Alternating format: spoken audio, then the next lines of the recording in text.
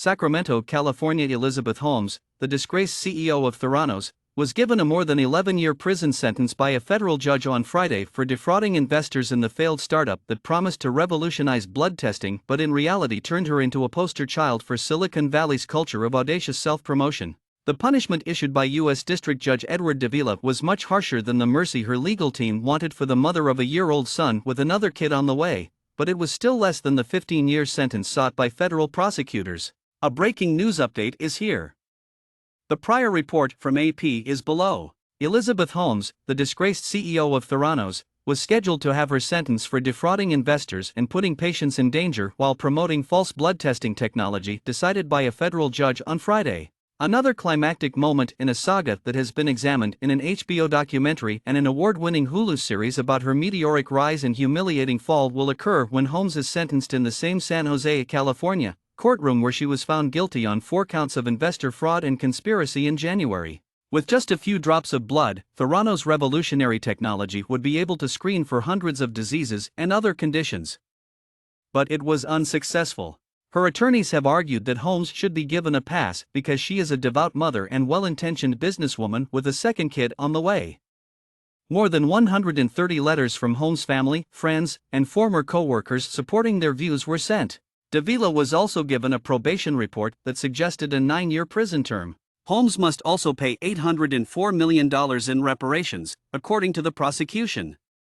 The sum pays for the majority of the nearly $1 billion that Holmes raised from a group of knowledgeable investors that included the Walmart-owning Walton family, software tycoon Larry Ellison, and media mogul Rupert Murdoch. Davila's second pregnancy in 2 years may have an impact on her decision-making, as well as Holmes' reporting date for a prospective jail sentence.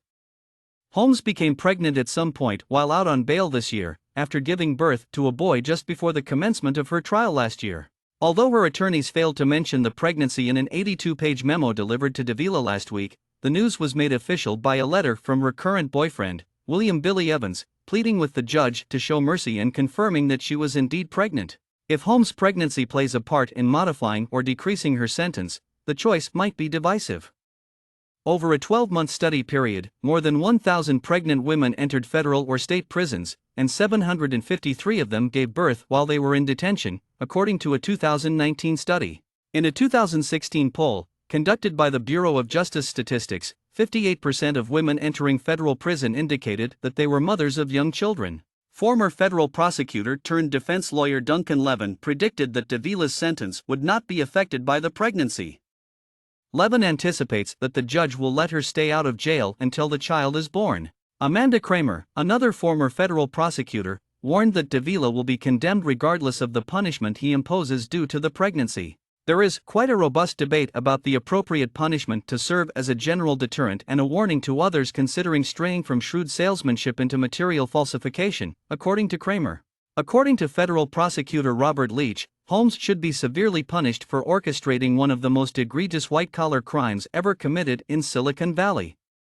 Leach told the judge in a harsh 46-page memo that he has a chance to stop the hubris and exaggeration that the tech boom has sparked. Despite the fact that Holmes was found not guilty by a jury on 4 counts of fraud and conspiracy related to clients who used Theranos blood testing, Leach also requested Davila to consider the risks to the public's health that Holmes' actions created. Kevin Downey, Holmes' attorney, portrayed Holmes as a selfless idealist who devoted 14 years of her life to trying to transform healthcare.